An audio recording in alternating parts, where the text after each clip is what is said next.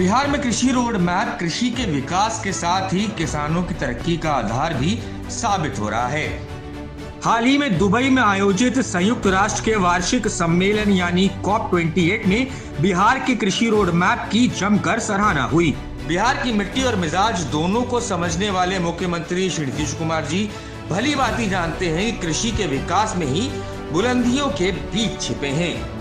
मुख्यमंत्री जी की इसी सोच को जमीन पर उतारने का ड्रीम प्रोजेक्ट है कृषि रोड मैप, जिससे बिहार के किसानों की तकदीर बदल रही है। नीतीश सरकार ने साल 2008 में पहला कृषि रोड मैप लॉन्च कर कृषि के विकास को लेकर अपनी प्रतिबद्धता को जाहिर कर दी थी। तब से लेकर आज तक विकास की सतत धारा जारी है। कृषि क्षेत्र के विकास को लेकर मुख्यमंत्री जी की दूरदर्शिता का अंदाजा इसी बात से लगाया जा सकता है कि उन्होंने चौथे कृषि रोड मैप के जरिए 2028 तक कृषि की बदौलत बिहार को बुलंदियों तक पहुंचाने का लक्ष्य तय किया है।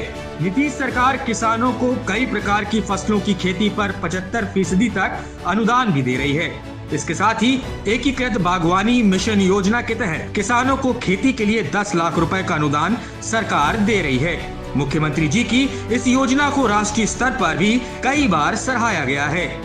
सरकार की कोशिश है कि किसान पारंपरिक खेती के साथ साथ नकदी फसलों की भी खेती करें, जिससे उनको ज्यादा से ज्यादा मुनाफा हो सके।